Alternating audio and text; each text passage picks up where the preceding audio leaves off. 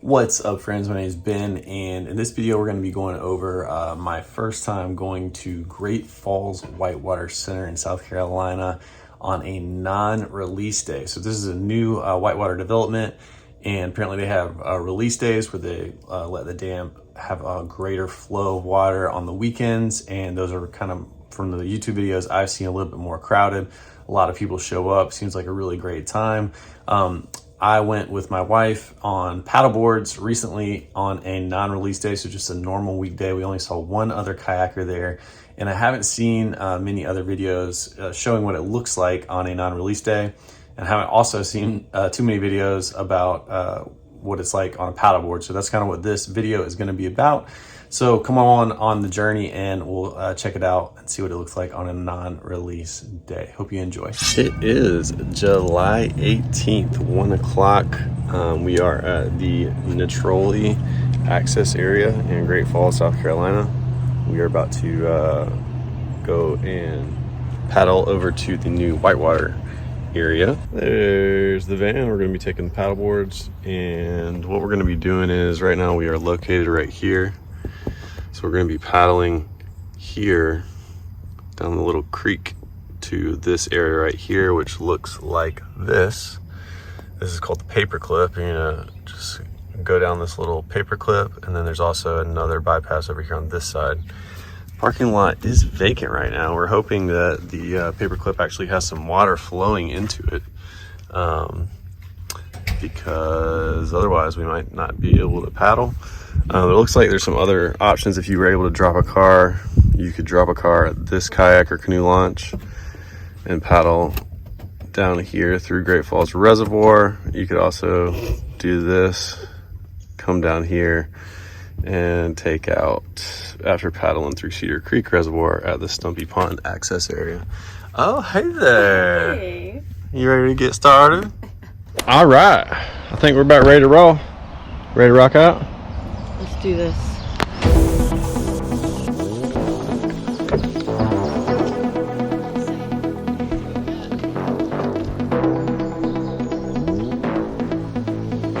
We're about to go down here. We're gonna be taking a left, head down to the rapids. Let's see what we get.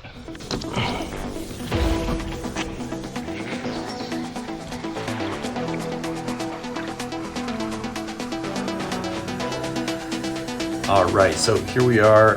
We are getting ready, and as you saw, we are at the Nitrole access area, which is about a 30-minute paddle along the creek to take a big left. Once you get out to the big water, you'll be able to see the Whitewater Center, and you'll also see the dam to your left, and then across from the dam, you'll see the two little green poles, which show you where the Paperclip channel starts.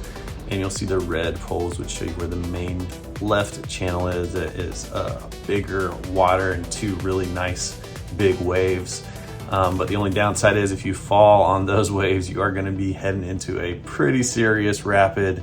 I would say high class 3 or class 4. I am no expert. I would classify myself as a intermediate, low beginner to intermediate paddleboarder. So I've only been paddleboarding for about 2 years, and so, you know, take it for what it's worth.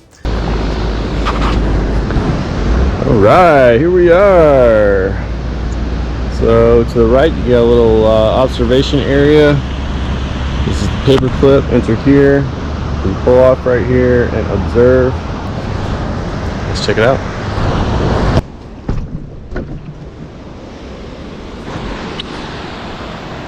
So it's like this. We paddle in here, probably took about 30 minutes. You can go and just set your board over here and look. when you're done, you go down the paperclip here, boop, boop, boop, boop, boop, and then you pull off into this little ramp and walk back up. You can do it again. That's where we're stopped right here.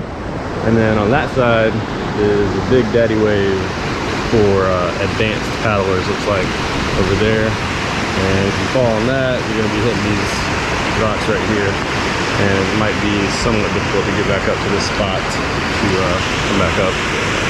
Now, the levels were actually pretty decent. Some of them were a little bit shallow, and what I would recommend doing is if you get there,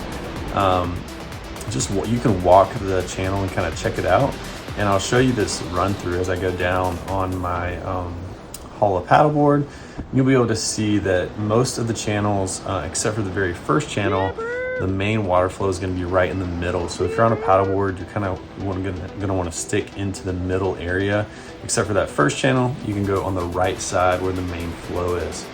So right here, you can see a little run through of the paddles. This is our first channel right here, and you can see the main flow is on that right side, and you're probably going to drag a little bit if you try to go through the middle on that first rapid or that first wave. And each of the rapids kind of has a little false rock, so you can kind of catch that eddy next to the rapid if you want to try to surf or catch your breath or try to ride any of the waves. So I did try to play around on that first rapid a little bit and try to catch that first wave, but honestly it was a little bit too shallow, and my board, when I finally did kind of get the hang of it, my board kept hitting the bottom there, so we moved on.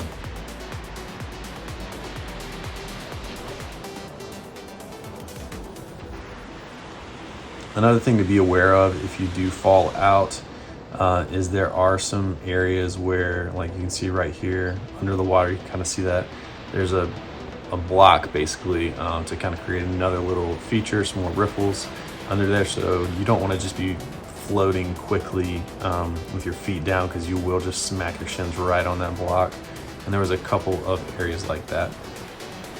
Now when you get halfway through, so that's after the first round, you can kind of stop and climb up on this little section here and look, and you can see there's a really cool kayaker there named Eric that we got to meet later.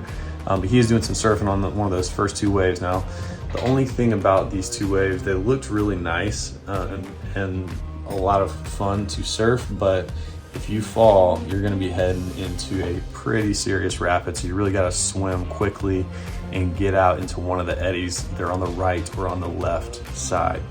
Now, as you can see, right under the surface, you can kind of see where the rocks are right under that wave, and you'll see the channel in the middle is where the deep section of the channel are, and that's for pretty much every rapid. It seemed pretty similar, except for that very first one that I showed you at the beginning. Now, kind of cool, throughout the rapids, if you want to get out, there's these little steps, so you can kind of pull off to the side and get out on the steps. The water was about waist deep for this point, and on release days, the videos that I've watched, it seemed like it would be about one step higher. The water level would be about one step higher, so a little bit deeper, maybe like 12 inches, 6 to 12 inches. One thing to be aware of is when you are on that last get out, on the last wave, if you don't paddle to the right quick enough, you can get pulled into the natural waterfalls of the river and pushed downstream, which happened to my wife one time, and we kind of quickly swam over to the side and hiked our board back up.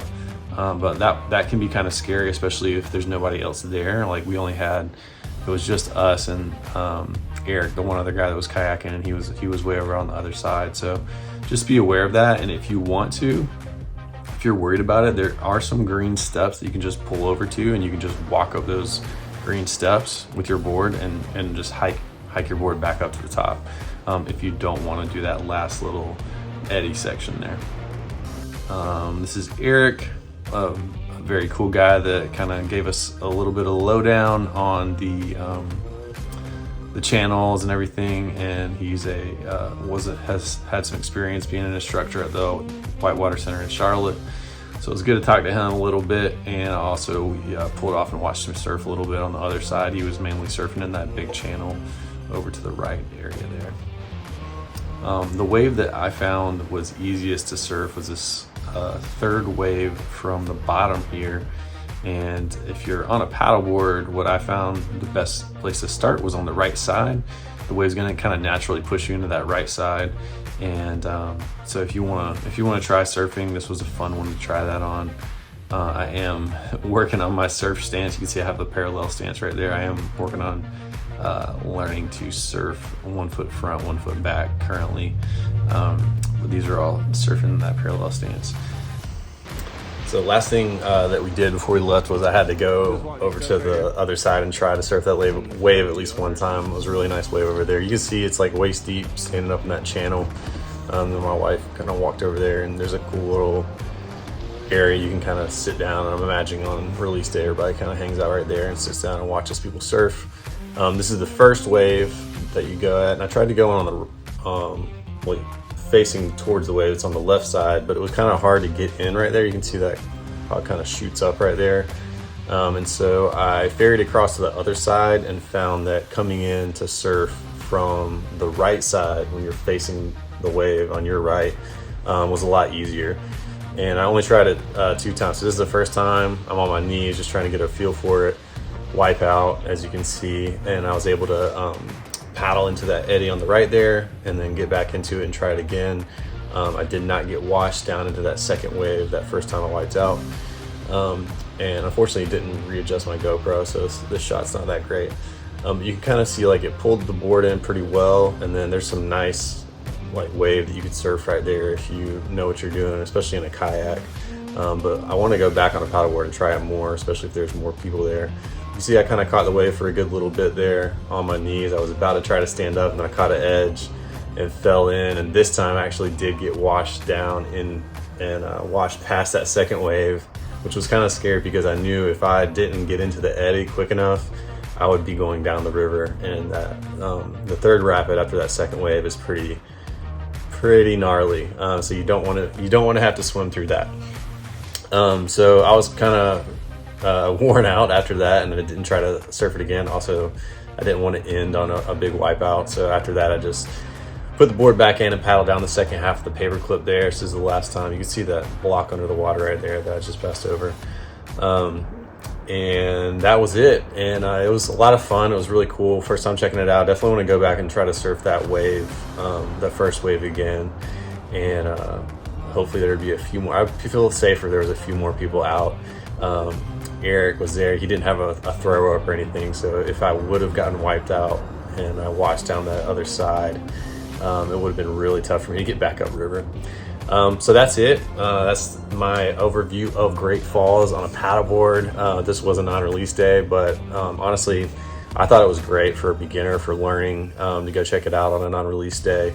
And it was about 30-minute paddle back to the car, and that was our first trip experience. So go check it out and have an awesome day. Catch you later.